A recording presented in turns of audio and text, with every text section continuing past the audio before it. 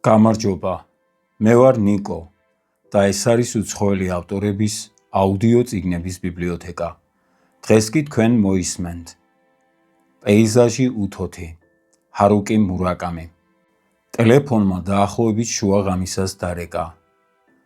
ძიუნკო ტელევიზორს უყურებდა. კეისუკე თავისთვის კუთხეში მიმჯდარიყო. თავზე ყურსასმენები ჩამოეცვა და თვალდახუჭული უკრავდა ელექტროგიტარაზე. ეტყობა პასაჟებს ამოღამებდა. ისე სწრაფად დარბოდნენ სიმებზე თითები. ზარის ხმა არ გაუგონია. ყურმილი ძიუნკომ აიღო. ხომ არ გეძინა? როგორც ყოველთვის ჩურჩულით იკითხა მიაკემ. არა, ჯერ არ დავწოლილ ვართ, უპასუხა ძიუნკომ. ეხლა სანაპიროზე ვარ. მორებითაა სავსე აქაურობა. კარგი რამე გამოვა. მოხვალ? მოვალ. გადავიცვამ და 10 წუთში მანდ ვიქნები. ძიუნკომ კოლგოტკები და გახეხილი ჯინსები ჩაიცვა. მაღალ ყელიანი სვიტერი. პალტოს ჯიბეში სიგარეტი, საფულე, ასანთი და ბრელოკი ჩაიდო. მერე კეისუკეს ფეხი წაჰკრა ზურგში. კეისუკე შეკრთა და სასწრაფოდ მოიხსნა ყურსასმენები. სანაპიროზე მივდივარ, კოცონს დავანთებთ. ისევ იმ მიაკესთან არა? მოიღუშა კეისუკე. მაგარი ხუმრობაა. გარეთ თებერვალია, შუაღამე. ეს კი სანაპირო. კოცონიო. არ გაძალებ, მარტოც მშვენივრად წავალ. კეისუკემ ამოიოხრა. კარგი, წამოვალ. მოიცა, უცებ მოვემზადები. გამაძლიერებელი გამორთო. პიჟამაზე შარვალი ამოიცვა. სვიტრი გადაიცვა და ბოლომდე შეიკრა ქურთუკის ელვა. ძიუნკომ შარფი შემოიხვია. თავზე შალის ქუდი დაიკოსა. ნეტა რა ნახე მაგ კოცონებში. მაინც რა არის საინტერესო. ბუტბუტებდა კეისუკე სანაპიროსკენ მიმავალ გზაზე. ყინავდა, მაგრამ უქარო ღამე იყო. ამოისუნთქებდა სიტყვები პირს გამოსდება თუ არა, იქვე იყინება. პერლ ჯემში რაღაცა საინტერესო. კაკაფონია და მეტი არაფერი, უპასუხა ძიუნკომ. პერლ ჯემს 10 მილიონამდე თაყვანისმცემელი ყავს მთელ მსოფლიოში. კოცონის თაყვანისმცემლები კი უკვე 50,000 წელიწადი ცხოვრობენ დედამიწაზე. რაც მართალია, მართალია, დაეთანხმა კეისუკე. ერთ მშვენიერ დღეს პერლ ჯემი აღარ იქნება. კოცონის თაყვანისმცემლები კი დარჩებიან. ეგეც სიმართლეა. კეისუკემ ჯიბიდან მარჯვენა ამოიღო და ძიუნკოს მოხვია. მაგრამ იცი რას გეტყვი ძიუნკო? სულ არ მაინტერესებს რა იყო 500 საუკუნის წინათ და რა იქნება კიდევ 500 შემდეგ. სულ არ მაინტერესებს. თავარი ის არის, რაც ახლა. იცის კი ვინმემ, რამდენი დარჩა ქვეყნის აღსასრულამდე. შენ გონია ფიქრობს ვინმე მომავალზე? კუჭი უნდა გქონდეს ამოვსებული და გიდგებოდეს. რა არა? კიბით მოლოზე ავიდნენ და იქ როგორც ყოველთვის მიაკეს ფიგურა დაინახეს. მიაკეს ერთად შეეგროვებინა ნაპირზე გამორიყული ნაირ-ნაირი ფორმის კუნძები და ფრთხილად ალაგებდა ერთ ადგილას. გამორიყულ ხეებს შორის ერთი მოზრდილი მორიც იყო. აქამდე მოთრევა ეტყობა არც ისე იოლი უნდა ყოფილიყო. თვარის შუქზე სანაპირო ზოლი ალესძელ სამართებლის პირს გავდა. ზამთრის ტალღები საოცრად ჩუმად ლოკავდნენ ქვიშას.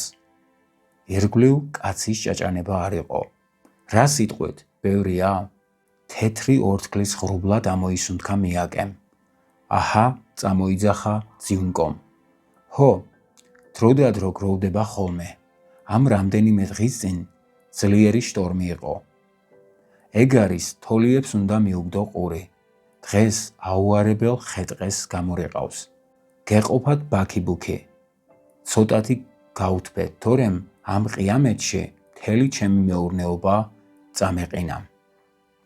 ხელების ფშნეტი თქვა კეისუკემ. თუ შეიძლება ნუ გვაჩქარებ. ამ საქმეში მთავარი წესრიგია. ჯერ ყველაფერი უნდა იანგარიშო, შეამოწმო, რამე ხომ არ გამოგრჩა. მხოლოდ ამის შემდეგ შეიძლება აუჩქარებლად დაანთო. ფაცი-ფუცით არაფერი არ გამოვა. აჩქარდები და ყველაფერს გააფუჭებ.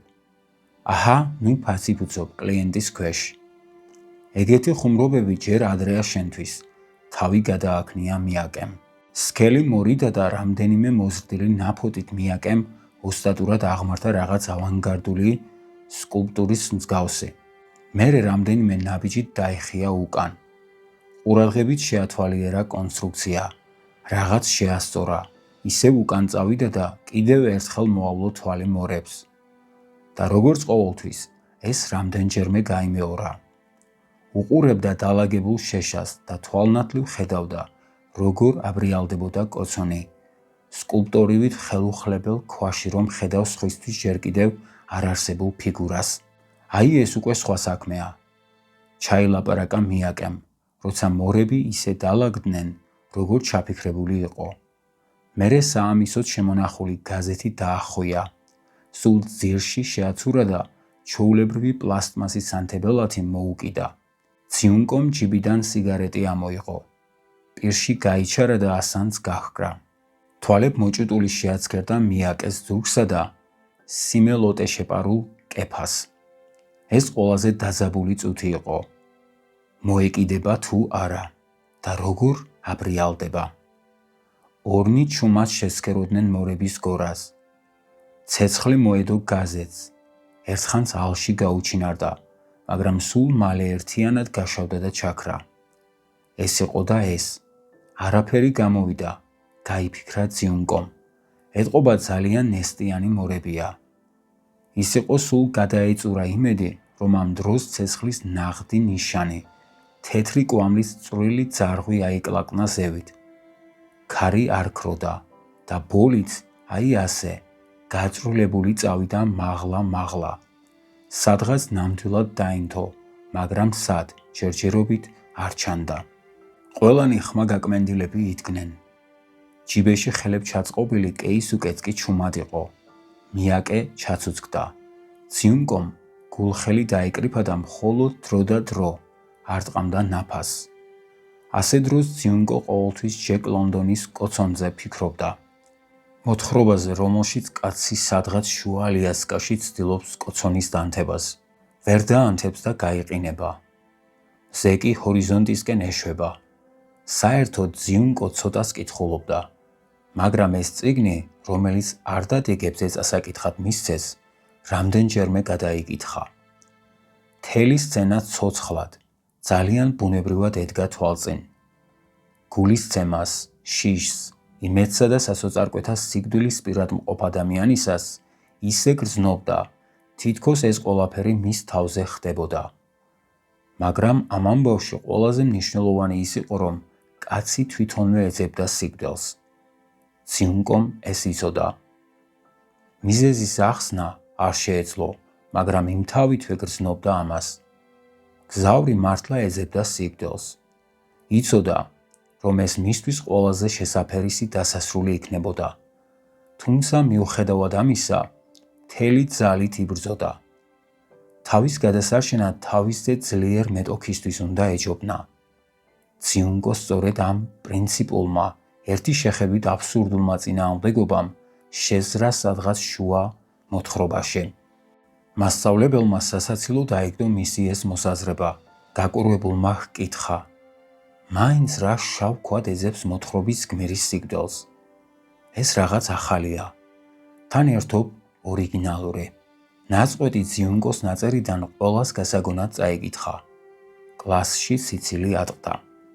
მაგრამ ციუნკო დარწმუნებული იყო ყველას ცდებოდა. ასე რომ არ ყოფილიყო, მაშინ რატომ ჰქონდა მოთხრობას ასეთი წყნარი და ლამაზი ფინალი? გონი ჩაქრა არა? მორიდებით იკითხა კეისუკემ. ყველაფერი რიგზეა, არ ჩამქრალა. ძალას იკრებს, სულ მალე აბრიალდება. ხომ ბოლავს ისევ? როგორც იტყვიან ხოლმე, კვამლი უცეცხლოდ არ არსებობს, ისევე როგორც სისხლის გარეშე არ აგიდგება. შენ რა სხვა არაფერი გიტრიალებს თავში? გაუკვირდა მიაკეს. თქვენ მართლა ფიქრობთ, რომ ცეცხლი არ ჩამქრალა? მართლა. სულ ცოტას და აალდება. საინტერესოა, სად დააგროვეთ ამდენი სიბრძნე. რა სიბრძნე? პატარაობაში ბოისკაუტი რომ ვიყავი, მაშინ ვისწავლე. რას და კოცონის დანთებას, გინდა არ გინდა მაინც გასწავლიან. ოჰო, წამოიძახა კეისუკემ. გამოდის ბოისკაუტიც ყოფილხართ. მარტო მაგიტომ არა, რა თქმა უნდა. ეტყობა, რაღაც ნიჭიც მაქვს. იმის თქმა მინდა, რომ კოცონს შეუულებრივ ადამიანებზე უკეთ ვანთებ. საინტერესო უნარია, თუმცა ფულს მაგხელობით ვერ იშოვნი. რაც მართალია, ფულს ვერ იშოვნი, გაეღიმა მიაკეს. და როგორც იწინასწარ მეტყოლა, მალე სიღრმეში ალი გამოჩნდა. შეშა ატკაცუნდა. ციუნკომ შვებით ამოისუნთქა. ახლა სანერვიულო მართლა აღარაფერი იყო. კოცონი დაინთო. კიდევ ცოტაც და სამივენი გათოშილ ხელებს მიუშვერენ. ჯერჯერობით არაფრის გაკეთება აღარ არის საჭირო. უნდა იდგნენ და უყურონ როგორ იკრებს ცეცხლი ძალას. 500 საუკუნის წინათ ადამიანები ალბათ ზუსტად ასე ითბობდნენ ხელებს კოცონთან. გაიფიქრა ციუნკომ. თქვენ მგონი თქვით, რომ წარმოშობით კობედან ხართ, თითქოს უცებ გაახსენდაო, იკითხა კეისუკემ. თქვენიანებიდან არავინ დაშავებულა? არც კი ვიცი. დიდი ხანია ყველანაირი კავშირი გაწყვეტილი მაქვს. დიდი ხანია თუ ცოტა, აქცენტი მაინც არ შეჩვდებიათ. მართლა? თვითონ როგორღაც ვერც კი ვგრძნობ. თუ ეს კანსაური აქცენტი არ არის, მაშინ რომელ დიალექტზე უნდა ვლაპარაკობდეო? არა? რაც არ შეგიძლია, ხელი არც უნდა მოკიდო. ამ შემთხვევაში ეს სწორედ მაგ დიალექტს ეხება. ეხა აკლეია კანსაურს, რომ იბარაკელებმა დაამახინჯონ. თქვენ გაცილებით უკეთ დროშებით მოტოციკლეტებზე ჭენება გამოგდით, მოსავალს რომ აიღებთ ხოლმე. ესეც ჩვენი ჩუმჩუმელა მიაკე პასუხისთვის ჯიბეში არ დაიწყებს ქექვას. კარგი არ არის ასეთ უბრალო რამეზე ჩრდილოეთ კანტოს გულუბრყულო პიბლების დაჩაგვრა, თქვა კეისუკემ. ისე კი ხუმრობის გარეშე იქ ყველაფერი რიგზეა? ვიღაც ნამდვილად გადარჩებოდა. თქვენ რა, ახალ ამბებს არ უყურებთ? კარგი, გვეყოფა ამაზე, შეაწყვეტინა მიაკემ. დალევ ვისკის? უარს არ ვიტყოდი. შენ, ციუნტიან. სულ ცოტას. მიაკემ ტყავის ქურთუკის ჯიბიდან ლითონის თხელი მათარა ამოიღო და კეისუკეს მიაწოდა. იმან სახურავი მოხსნა და ისე გადაჰკრა ერთი ყლუპი, ტუჩები არ მიუკარებია. მშვენიერია, სული რომ მოითქვა დააყოლა. ნაღდი სინგლ მოლტია, 21 წლის დაძველების, მოხის კაცრე. შოტლანდიის სანაპიროს ტალღების შხვილი და ანგელოზების სუნთქვა ისმის. ნუსულელობ, ჩვეულებრივი სანტორია, კვადრატული ბოთლიდან. ციუნკომ კეისუკეს მათარა გამოართვა. თავსახურში დაისხა. მერე კი თითქოს წრუპავსო, რამდენჯერმე სულ ცოტა მოსვა. ოდნავ დაიჭყანა. იგრძნო როგორ ჩაიღვარა თბილი სითხე ყელიდან კუჭში. სხეულს სითბომ დაუარა. მიაკემაც დალია. მერე მათარა ისევ კეისუკეს გადააწოდა. იმანაც ბევრია რა ხვეწნინა. სანამ მათარა ხელიდან ხელში გადადიოდა, ცეცხლმა იძალა და ნამდვილ კოცონს დაემსგავსა. მაგრამ არც ისე აბურბურებულა, ნელ-ნელა, თანდათანობით, ზუსტად ისე, როგორც მიაკე ვარაუდობდა. ამაში იყო მთელი მისი მომხიბლაობა. ალი რბილად რაღაცნაირად ნაზად ძლიერდებოდა. ფრთხილად, აუჩქარებლად ელამუნებოდა მორებს. ეს იყო ადამიანების სულების გასათბობად მოწოდებული ალი. კოცონის წინ ციუნკო არასდროს არ იღებდა ხმას. ხოლო დროდადრო იცვლიდა პოზას და მეტი აღარ ინძრეოდა. ეს ალი დაუყვედრებლად იღებდა სხვადასხვა საგნებს. თავის წიაღში მირქონდა. თითქოს პატიობდა კიდეც რაღაცას. სწორედ ისე, როგორც ნამდვილ ოჯახში უნდა იყოს, ფიქრობდა ციუნკო. ციუნკო იბარაკის პრეფექტურის ამ პატარა ქალაქში მაისში გამოსაშვები კლასის დამთავრების შემდეგ ჩამოვიდა. მამის საბანკო ანგარიშიდან 300,000 იენი გამოიტანა. ბოსტონის ჩანთა ტანისამოსით გატენა და შინიდან წავიდა. თავის მშობლიურ ქალაქ ტოკოროძავას სადგურიდან გაემგზავრა. რამდენიმე მატარებელი გამოიცვალა და იბარაკაში ზღვისპირა პატარა ქალაქში აღმოჩნდა. ამ ქალაქზე არაფერი არ იცოდა, არც კი გაეგონა. უძრავი ქონების პირველივე შემხոც სააგენტოში ერთოთახიანი ბინა დაიქირავა და უკვე შემდეგ კვირიდან მუშაობა დაიწყო ხალმხრავალ გზატკეცილის პირა სადღეღამისო მაღაზიაში. დედას კი მისწერა, არ ინერვიულო, ცოცხალი ვარ და ჯანმრთელი, ნუღარ მომძებნე. აღარ სკოლაში სიარული უნდოდა და აღარც მამის დანახვა. პატარაობაში კარგი ურთიერთობა ჰქონდა. უქმეებზე ხშირად მოგზაურობდნენ. მის გვერდით ძალასა და სიამაყეს გრძნობდა. მაგრამ როცა დაწყებითი სკოლის ბოლო კლასში თვიურები დაიწყო, ბოქვენზე თმა ამოუვიდა და მკერდიც დაუმრგვალდა. მამამ რაღაც უცნაურად დაუწყო ყურება. 15 წლისას კი როცა 170 სანტიმეტრს ასწდა, მამა საერთოდ აღარ აქცევდა ყურადღებას. სწავლაში წარმატებებით მაინც და მაინც ვერ დაიკვეხნიდა. საშუალო სკოლაში რომ გადადიოდა, კლასში საუკეთესო იყო. წლის ბოლოს კი სიის ბოლოში დაეშვა. მესამე საფეხურის სკოლაში ძლივ-ძლივობით მოეწყო. თავი ძველებურად რიგზე ჰქონდა, მაგრამ რაღაცნაირად გაფანტული იყო. ვერც ერთ საქმეს ბოლომდე ვერ აბამდა თავს. შეეცდებოდა თუ არა მორეოდა თავს, მაშინვე თავი ასკივდებოდა. სუნთქვა გაუხშირდებოდა, პულსი აერეოდა. სკოლაში სწავლა გაუთავებელ წამებად ექცა. ახალ ქალაქს ხეირიანად არც კი იყო შეჩეული, როცა კეისუკე გაიცნო. ბიჭი 2 წლით უფროსი იყო.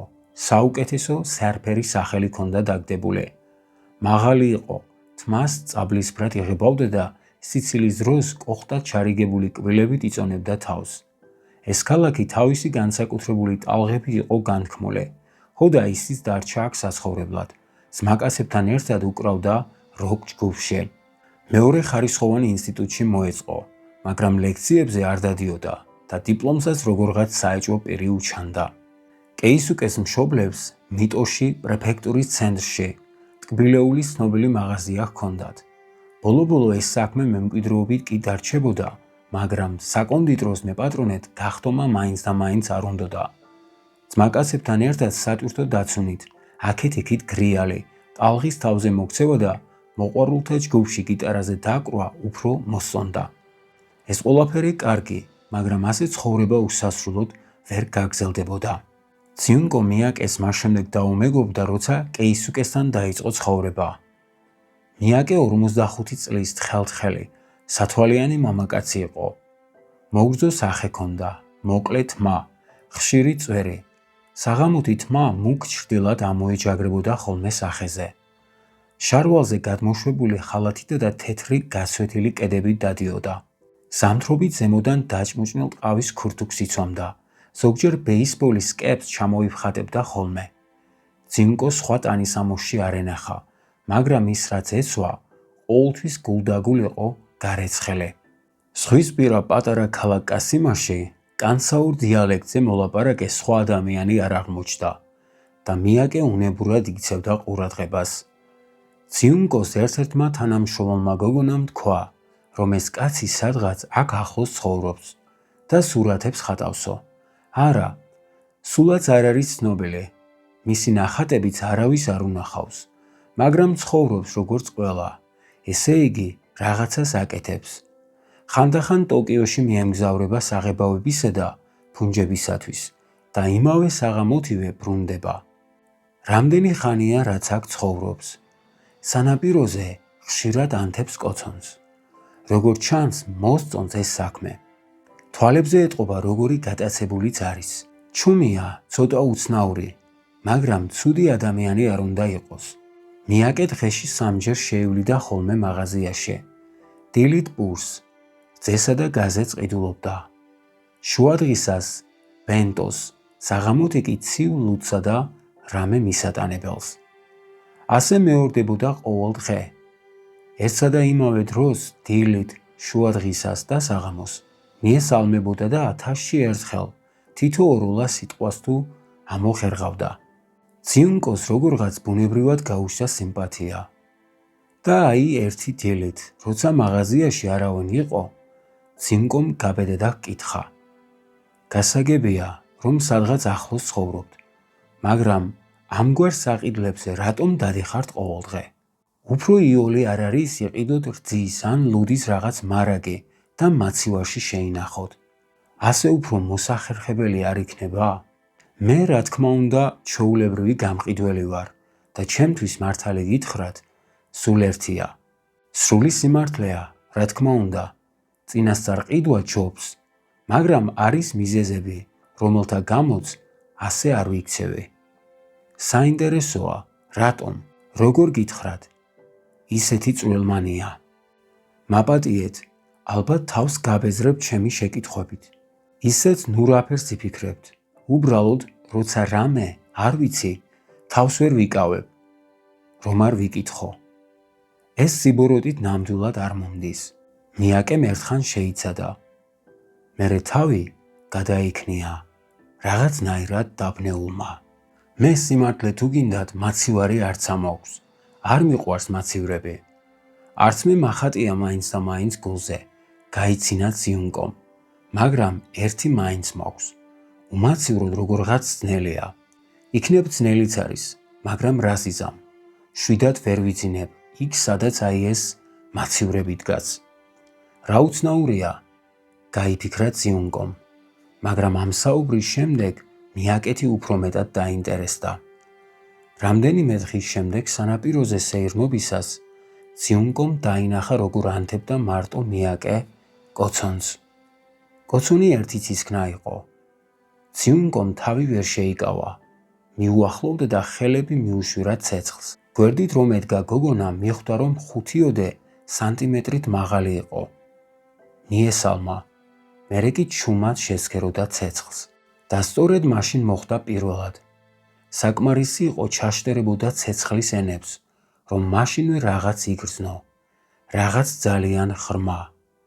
შედედებული განწყობის მაგვარი. რაღაც მეტისმეტად ცოცხალი და რეალური წონით, რომ ამისთვის იდეა დაგერქმია. და აი ამ რაღაცამ თელს ხელში დაუარა. გამსჭვალა და გაქრა. კერჩიკის სულის მათრობელა გრძნობა დაუტოვა. ხოლო როცა გაქრა, ცეცხლისკენ გაშორელ ხელებზე კარგა ხანს გრძნობდა. ბუსუსებ დაყრელ კანს. მიაკესან, თქვენ როცა კოცონს ვუყურებთ, უცნაური არაფერი გეჩვენებათ? რას გულისხმობ? იმას, რასაც ვერ ვგრძნობთ ჩვეულებრივ ცხოვრებაში. უცებ ცოცხალ რეალობად აღვიქვამთ. როგორ ვთქვა, ალბათ ჭკუა არ მყოფნის და სიტყვებით არ შემიძლია ამის გამოხატვა. მაგრამ ვუყურებ ცეცხლს და რატომღაც შვიდდები. მიაკე ჩაფიქრდა. ცეცხლს თავისუფალი ფორმა აქვს. და რადგან ასეა, თითოეული ადამიანი თვითონ ირჩევს გულით, რისი დანახვაც უნდა. შენ მშვიდდები. ესე იგი სიმშვიდე, რომელიც შენში ბუდობს, ბუნებრივად ირეკლება ცეცხლში. ხვდები რისი თქმა მინდა? აჰა, მაგრამ ეს არ ნიშნავს, რომ ასე ემართება ყველანაირ ცეცხლს. საამისო ცეცხლი თავისუფალი უნდა იყოს. გაზის გამათმობელში ეს არასდროს არ მოხდება, არც სანთებელაში, ისევე როგორც არც ნებისმიერ კოცონში.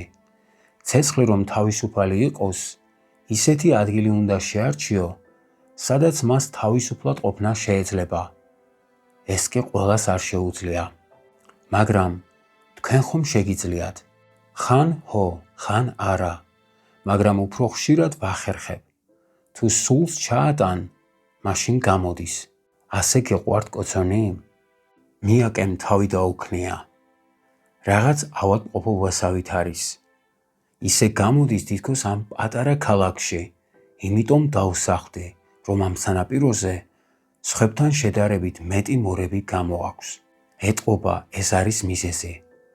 აქ იმიტომ ჩამოვედი, რომ კოცონები დავანთო. ამის შემდეგ ზიუნკო შეძლების დაგვარად მოდიოდა სანაპიროზე, როცა მიაკე კოცონს ანთებდა. გამონაკლისი მხოლოდ ზაფხული სეზონის პიკი იყო, როცა პლაჟი გვიანობამდე სავსე იყო ხალხით. მიაკე კოცონს ხან კვირაში ორჯერ ანთებდა.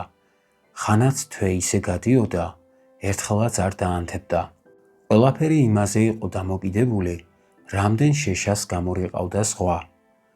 მაგრამ როგორც კი გადაწყვეტდა კოცონის ანთებას, აუცილებლად ურეკავდა ციუნკოს.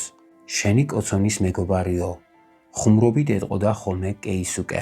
საერთოდ არანორმალურად ეჭვიანი კეისუკე რატომღაც მხოლოდ მიაკეს ენდობოდა.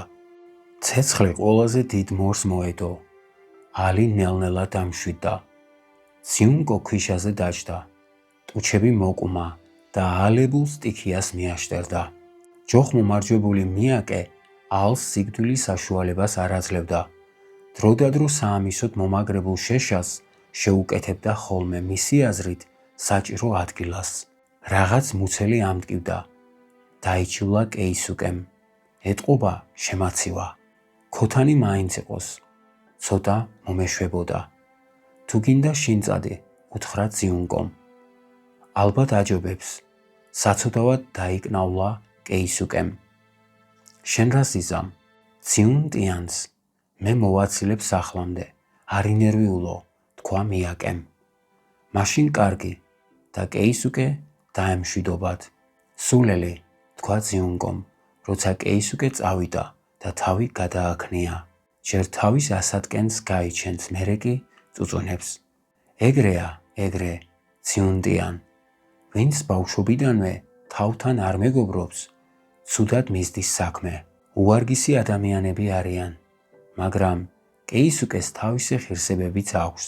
შეიძლება, მაგრამ რატომღაც მგონია, რომ არაფერზე არ ფიქრობს. ახალგაზრდები საერთოდ სიტყვებს დაუფიქრებლად ფანტავენ. ისევ გაჩუმდნენ. თითოეული თავისას ფიქრობდა. დროც სხვანაირად გადიოდა. მიაქსან, რაღაც მიგნოდა მეკითხა. შეიძლება კითხოთ? მაინც რა? პირადული, ცოტა არ იყოს უხერხული. მიაკემ რამდენჯერმე გაისვა ხელი აჯაგრულ ლოყაზე. რა ვიცი? მაგრამ რადგან მეკითხები, კითხე. ალბათ ყავთ ცოლი, არა?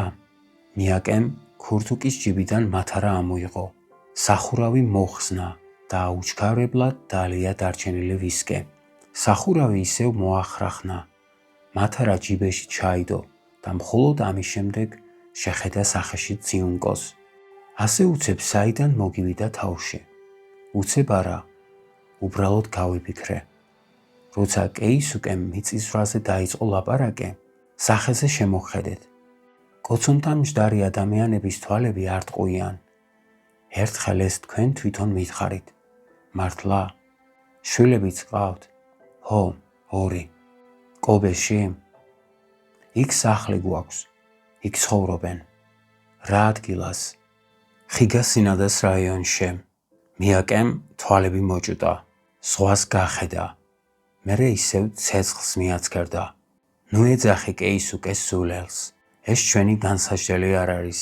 აი, მე მაგალითად არაფერზე არ ვფიქრობ. არც მეტი, არც ნაკლები. სულელების მეფე ვარ. გესმის ჩემი? მეტი არაფრის მოყოლა არ გინდათ? არა, არ მინდა. კარგი, თქვა ციუნკომ. მაგრამ მაინც ვფიქრობ, რომ კარგი ადამიანი ხართ. პრობლემა ეგ არ არის. თავი გააქნია მიაკემ. ჯოხის წვერით ქვიშაზე რაღაცას ხაზავდა. ციუნტიან, შენ ოდესმე დაფიქრებულ ხარ სიკვდილზე? ციუნკომ ერთხან შეიცადა. მერე თავი გააქნია. აი, მე კი ხშირად ვფიქრობ. და როგორ აპირებთ სიკვდილს? მაცივარში გავეყინები. გაგიგონია მსგავსი რამ, როცა ბავშვები თამაშობენ და გადაგდებულ მაცივარში ძვრებიან. კარი იკეტება და ისინი იქ იხუთებიან. აი ასეთი სიკვდილით. მოზრდილი კუნძი წამოიქცა და ფერფლი გაფანტა. მიაკე იჯდა და შეჰყურებდა. ხელიც არ გაუნძრევია. ცეცხლის ათინათები არარეალურ ჩრდილებს დაათამაშებდა მის სახეზე. უჩუმრად, ნელ-ნელა მოუკვდე ვიწრო და ბნელ ადგილას. კარგი იქნება უჰაერობით დაიხრჩო, მაგრამ ეს ყველაფერი ასე იოლი არ არის. სადღაც ჭიჭრუტანიდან ჰაერი აღწევს, ამიტომ მოხუთვა არ გამოდის. სანამ მოკვდები, კარგად რო უნდა გავიდეს. რამდენიც გინდა იყვირე, მაინც ვერავინ გაიგონებს. არავინ არ შეფუცხუნდება. თან ისეთი სივიწროვეა, ვერ გაინძრევი. რამდენიც არ უნდა ეცადო, არც კარი გაიღება. ციუნკო ხმას არ იღებდა. ვერც კი დაითვლე, რამდენჯერ ვნახე ერთი და იგივე კოშმარე. შუაღამისას ოფში გაღრმულს მეღვიძება. თან ყოველთვის კვდების სიზმარში, უკუნ სიბნელეში, საზარელი და ნელი სიკვდილით. მეღვიძება და კოშმარი არ მტოვებს. ყველაზე საშინელი სწორედ ეს არის. თვალებს ვახელ, ყელი გამშრალი მოქვს. სამზარეულოში მივდივარ, მაცივართან. რა თქმა უნდა, მაცივარი არა მოქვს. ამიტომ უნდა მესმოდეს, რომ ეს სიზმარია, მაგრამ იმ წუთას ეს სულ არ მახსოვს. ვაგრძელებ ფიქრს. რაღაც ისე ვერ არის.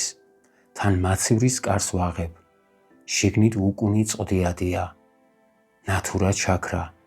ჩემთვის ვფიქრობ, ნუ თუ სინათლე გამორთეს მეთქი და შიგნით ვყოფ თავს.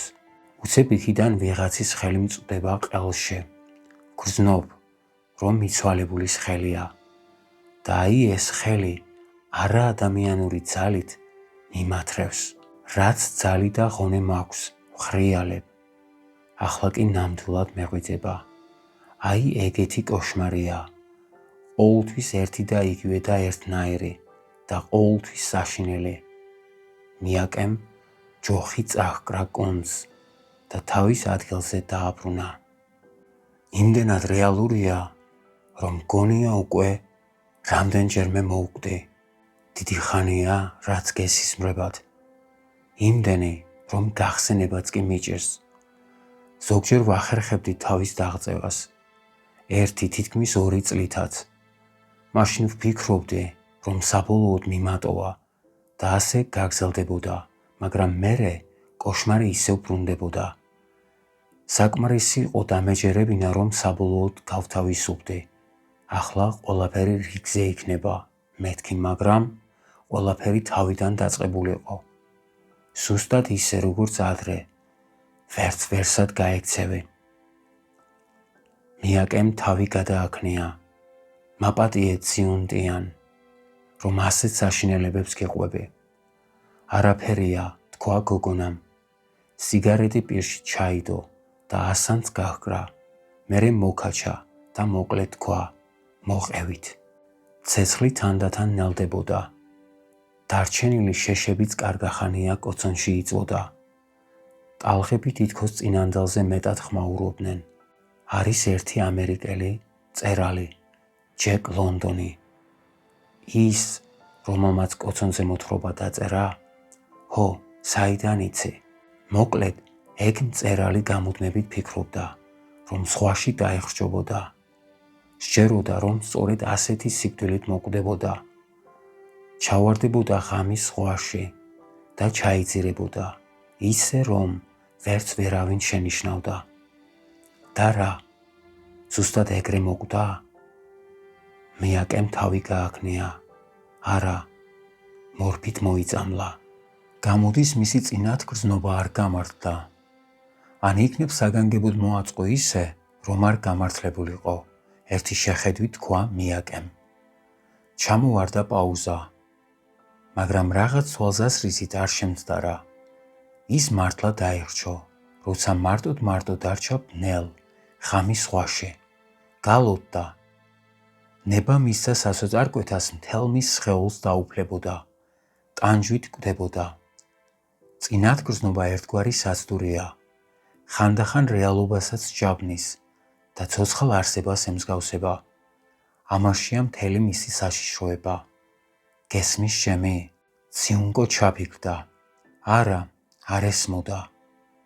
ადრე არასდროს მიფიქრია იმაზე, თუ როგორ მოუკვდებოდი. როგორ უნდა მეფიქრა სიკვდილზე, როცა ისიც კი არ ვიცი როგორ ვიცხოვრო. მიაკემ თავი დაუქნია. ამაში მართალი ხარ. მაგრამ პირიქითაც ხდება. სიკვდილის არჩევანით ცხოვრების გზაც საცნაური ხდება. და ასეთია თქვენი გზა? არ ვიცი. მხოლოდ ხანდახან მეჩვენება ასე. მიაკე ციუნკოს გვერდით დაждდა. როგორღაც თითქოს ჩამოჭკნა და დაფერდა. ყურებს ზემოდან თმის ფხუჯა გამოშვეროდა. როგორ სურათებს ხატავთ? რამდენიმე სიტყვით ვერ ავხსნი. ციუნკომ კითხვა შეცვალა. კარგი, მაშინ რას ხატავდით ამ ბოლო დროს? 3 დღის წინ დავამთავრე პეიზაჟი უთოთი. შუა ოთახში უთო დგას და მეტი არაფერი. მერე და რატომ არის ეს ძნელი ასახსნელი? იმიტომ რომ სინამდვილეში უთო არ არის. ციუნკომ სახეში შეხედა მიაკეს. გამოდის რომ უთო არ არის. ეგრეა. გინდა თქვათ რომ საცდურია. ხო. და სულ სხვა რაღაცის მაგივრად არის დახატული. მიაკემ თავი დაუქნია. ციუნკომ ახედა. ვარსკვლავები მომრავლებულიყო. თვარესაც კარგა გზელი გზა გაევლო. მიაკემ აქამდე რომ ხელში ეჭირა, ის უკანასკნელი ჯოხიც შეაგდო ცეცხლში. ციუნკო ნელა მიეყრდნო მხარზე. მიაკეს ტანსაცმელი სხვა 1000 კოცონის სუნით იყო გაშღენთელი და გოგონაც აუჩქარებლად ისრუტავდა ამ სურნელს. იცით რა? რა? მე მთლიანად ცარიელი ვარ. სერიოზულად ამბობ? ხო. ციუნკომ თვალები დახუჭა და ატირდა. ცრემლები ხაპაღუპით ჩამოსდიოდა ლოყაზე. ციუნკო მარჯვენათი მუხლს ზემოთ შარვალში ჩაებღაუჭა მიაკეს. სხეული უთრთოდა. კაცმა ხელი მოხვია და ფრთხილად მიიკრა. ცრემლები კი მოდიოდა და მოდიოდა. მართლა გეუბნებით. სრულიად არაფერი. ცოტა ხნის შემდეგ გაბზარული ხმით თქვა. სრული სიცარიელე. მესმის, მართლა? ეგეთ რამეებში ცოტათი ვერ ყვევი. რა უნდა ვქნა? უნდა გამოიძინო. გაიღვიძებ და ნახავ. ყველაფერი გაგივლის. ჩემი აზრით ასე მარტივად არ უნდა იყოს საქმე. შეიძლება მართლა ასე მარტივად არ არის საქმე. შეშა აშიშინდა და ქშენით გამოუშვა ორთქლი. მიაკემ თავი ასწია. თვალები მოჭუდა და ერთხანს კოცონს მიჩერებოდა. ახლა რა უნდა ვქნა? გაიმეორა ციუნკომ. მართლაც და რა? იქნებ ერთად მოვკვდეთ. სერიოზულად ამბობთ? სერიოზულად. მიაკე გაჩნდა. ციუნკომ მის ძველ ქურთუკში ჩარგო სახე. ნებისმიერ შემთხვევაში მოიცადე სანამ ჩაიწვება, თქვა მიაკემ. რაც არ უნდა იყოს, კოცონია. ბოლომდე ჩემთან იყავი. ჩაქრება და სულ დაბნელდება. აი მაშინ კი მოვკვდეთ. კარგი უპასუხა ციუნკომ. ოღონდ როგორ? მოვიფიქროთ. აჰა. კოცონი აბულდა. ციუნკომ თვალები დახუჭა. ხარზე მოხვეული მიაკეს ხელი მოზრდილი ადამიანისთვის მეტისმეტად პატარა. გახევდა. საეჭვოა, რომ ამ კაცთან ცხოვრება შევძლო. ფიქრობდა ციუნკო. რატომ? იმიტომ რომ ალბათ ვერ შევძლებ მის გულში შეღწევას, მაგრამ სიკვდილს მასთან ერთად ნამდვილად მოვახერხებ. ნელ-ნელა ძილი მოერია. ვისკი თავისას შვებოდა. მთელი შეშა კარგახანია ჩაიფერფლა. მხოლოდ ყველაზე დიდი მორი კაშკაშებდა ნარინჯისფრად. მისი მშვიდი სიტბო თელს ხელულზე ედებოდა. ალბათ კიდევ დიდხანს არ ჩაიწვება. არა უშავს თუ დავიცინებ. არა უშავს. როცა ჩაქრება, გამაღვიძებთ? ნუ ხელავ. ცეცხლი ჩაქრება თუ არა, აცივდება. რომც არ გინდოდეს, გაგეღვიძება. ციუნკომ თავისთვის გაიმეორა. ეს სიტყვები. ცეცხლი ჩაქრება თუ არა, აცივდება. რომც არ გინდოდეს, გაგეღვიძება. მერე მოიკუნდა და დაიცინა. დიდი ხნით არა, მაგრამ ღრმად. დასასრული. მადლობა რომ გვისმენთ. მომავალ შეხვედრამდე.